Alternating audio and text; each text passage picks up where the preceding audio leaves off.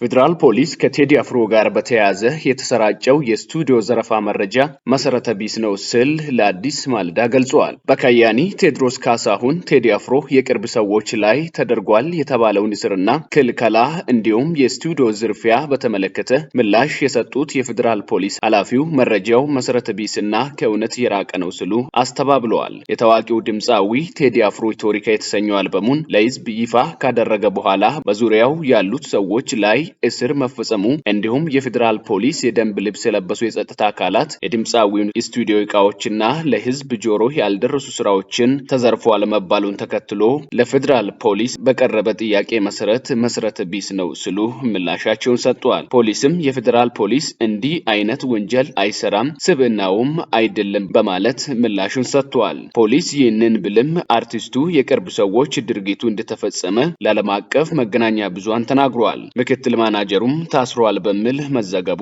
ይታወሳል። በፌዴራል ፖሊስ የወንጀል ምርመራ ኦፕሬሽን ዋና ኃላፊ ምክትል ኮሚሽነር ሙሊሴ አብዲሳ ፌዴራል ፖሊስ የሚሰራው በህግና በህግ ብቻ ነው ብለዋል። በርካታ ኦፕሬሽኖችን እንሰራለን ያሉት ምክትል ኮሚሽነሩ እነዚህ ኦፕሬሽኖች ውስጥ ከሱ ጋር የሚገናኙ ነገሮች እኛ ያደረግነው ነገር የለምም ብለዋል። አክሎም ቴዲ አፍሮ የኛ ተጠርጣሪም አይደለም፣ የአርቲስት ነው፣ ሙዚቃውንም አውጥቷል ያሉት ኮሚሽነሩ በአርቲስቱ ላይ ምንም አይነት ነገር አልተደረገም ሲሉም ተናግረዋል። በተጨማሪም ኮሚሽነሩ አርቲስቱ በአሁኑ ወቅት በቤቱ በሰላም እየኖረ ይገኛል ያሉ ሲሆን በእሱ ላይ የቀረበ ጥቆማም ሆነ የተጀመረ ምንም አይነት የወንጀል ምርመራ የለምም ብለዋል። ፌዴራል ፖሊስ አክሎም ጉዳዩን የሳይበር ጦርነት ሲሉ የጠሩ ሲሆን የተወሰኑ የፖለቲካ ፍላጎት ያላቸው አካላት አርቲስቱን መጠቀሚያ ለማድረግ እየሞከሩ መሆኑን ተናግረዋል። በየቀኑ ሺህ የሆነ ሐሰተኛ መረጃዎች ይፈጠራሉ። ስለዚህ አርቲስቱን እንደ መያዣ አድርገው የፖለቲካ አጀንዳ ማድረግ የሚፈልጉትን እያየን ነው። ከዛ ውጪ ይህ ዜጋ ህገ መንግስታዊ መብቱን ተጠቅሞ ሙዚቃ ሰርቷል። የሚደግፉት አሉ፣ የሚቃወሙትም አሉ ሲሉ ተናግረዋል። ማብራሪያቸውን ሲቀጥሉም ያ ሌላ ሜዳ ነው ማለት ነው። ስለዚህ ከሱ ጋር የሚገናኝ ምንም አይነት ንክኪ ባለው ጉዳይ ላይ ኦፕሬሽን አላደረግንም። ህግ ጥሶ ከተገኘ እንደ ማንኛውም ሰው ደግሞ ሊጠየቅ የሚችል ሰው ነው ዜጋ እስከሆነ ድረስ በማለት ይህ መሰረተ ቢስና በህዝቡ ላይ ሽብር ለመፍጠር የሚደረግ የሳይበር ጦርነት ነው ሲሉ የፌዴራል ፖሊስ ኃላፊው ከአዲስ ማለዳ ጋር በነበራቸው ቆይታ አንስተዋል። የጸጥታ ተቋሙ አሰራሩን ከባህላዊ ወደ ቴክኖሎጂ መር ቀይሯል ያሉት ኮሚሽነሩ ዝም ብሎ በሰው ንግግር ወይም በዘፈን ምክንያት ዜጎች የሚታሰሩበት ዘመን ማለፉን አጽንኦት ሊሰጠው እንደሚገባ ጠቁመዋል። ሰው እንደዚህ ዘፈንክ ተብሎ የሚታሰርበት ነገር ተቋሙ ግራጁዌት አድርጎ አልፎበታል። ወንጀል ከሰራ ማንኛውም ሰው ይጠየቃል። የመንግስት አመራርም ቢሆን በማስረጃ ላይ ሆኖ ይጠየቃል። ወንጀል ያልሰራ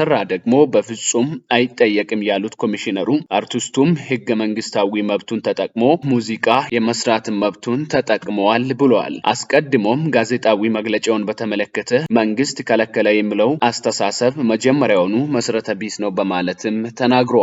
ሰው የታገለው እንዲህ አይነት መብቶች እንዲከበሩለት ነው። እኛም እንደ ህግ አስከባሪ የምንሰራው ይህንኑ ነው። ከአርቲስቱ ጋር የሚገናኝ ምንም አይነት ጥቆማም ሆነ ምርመራ የለንም ሲሉ ምላሻቸውን ተናግረዋል። በተጨማሪም አርቲስቱን ስራዎቹን በተመለከተ በዚህ በዲጂታል ዘመን ለምን መግለጫ አልሰጠም በማለት ጥያቄ አዘል መልስ የሰጡ ሲሆን ምን ስለሆነ ምስቱ አለች አይደል ሚዲያ ላይ እሷ መስጠት አትችልም፣ የትም ሆኖ መስጠት አይችልም። ለምሳሌ ህዝቡ ማየት ያለበት እንደዚህ አይነት ነገር ነው በማለት ውድቅ አድርገዋል። ብዙ ኦፕሬሽኖችን በየቀኑ እንሰራለን ያለው ፖሊስ ከአርቲስቱ ጋር የተገናኘ የሰራው እንደሌለ የሰራቸውን ኦፕሬሽኖች ደግሞ ለህዝባችን ባለን ሚዲያ ፕላትፎርም መረጃ እያደረስን ነው ብለዋል። ኮሚሽኑ በድጋሚ ከአርቲስቱ ጋር የሚገናኝ ምንም አይነት ጥቆማ አልደረሰንም ያለ ሲሆን ያደረግነው ነገር የለም ብለዋል። አርቲስት ሆኖ በሙዚቃ የፈለገውን ሐሳብን የመያዝ ህገ መንግስታዊ መብት ያለው በመሆኑ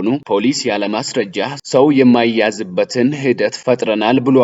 በተጨማሪም ቴክኖሎጂ ተጠቅመን የትኛውንም አይነት የምርመራ ስራዎችን በአግባቡ ይሰራል ያለ ሲሆን ስራዎቹን ደግሞ እንደሚታየው በግልጽ ፌዴራል ፖሊስ ለህዝብ ያሳውቃልም ብለዋል። ምንም እንኳን ፖሊስ ይህን ብልም የከያኒው ሁለት የቅርብ ሰዎች መታሰራቸው፣ ሲኤምሲ የሚገኘው ስቱዲዮ ደግሞ መዘረፉ መዘገቡ አይዘነጋም። ድምፃዊው ግን ቢያንስ ቢያንስ ይህ ዘገባ እስከተጠናከረበት ጊዜ ድረስ ስለ ክስተቶቹ ያለው ነገር የለም።